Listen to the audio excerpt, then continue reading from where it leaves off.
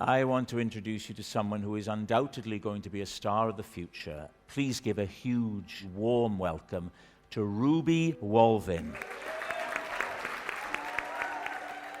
Ruby is a brave, beautiful, talented girl. She's always been quite headstrong.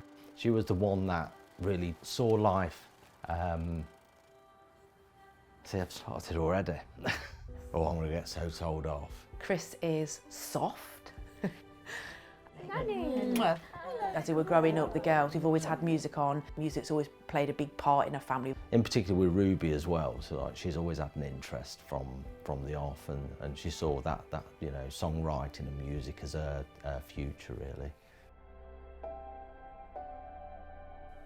She had been talking to us over a couple of weeks with varying symptoms. And I think we said to one another, or Lou said to me, "Are you thinking what I'm thinking?" And I said, "Yeah, it has crossed my mind." Hi, I'm Ruby. I've recently been diagnosed with acute leukemia. Last month I lived independently. I was studying at university.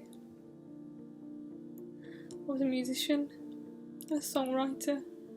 I think for Ruby it was shattered dreams. If you can imagine a stained glass window with all her future plans in, and it was like someone had just thrown a brick through. The side effects and stuff like that they weren't ever ending, and I had a lot of infections. I couldn't listen to music, I wasn't writing, I wasn't singing. On a normal haematology ward, and she was there on her own at night, and it must have been terrifying for her. She'd never stayed in hospital on her own. We transferred to the Teenage Cancer Trust in Leicester.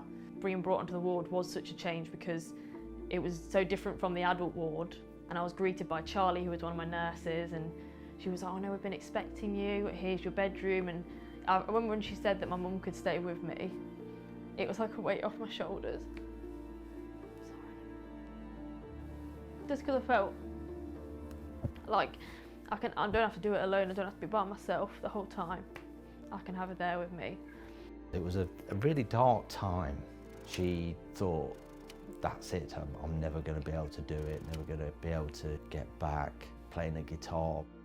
Teenage Cancer Trust just seemed to be the light, the beacon, really, that helped us through.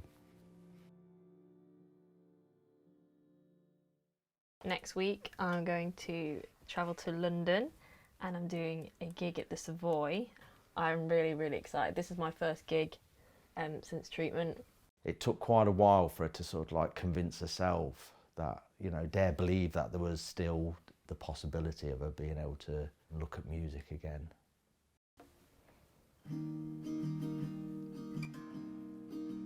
Lois is my youth support coordinator. She would often come in and speak to me about, have you heard this artist, or how is your music going? She'd often like support me and encourage me to pursue music, ask me about my music. Friends that I've known for years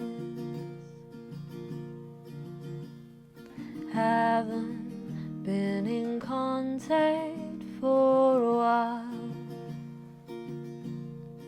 And they've stepped away from all that's happening to me. But it's all part of the game I hate.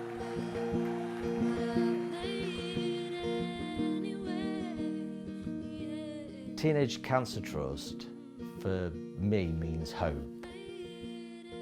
A diagnosis of cancer is just devastating, and when it's your child, is unbearable.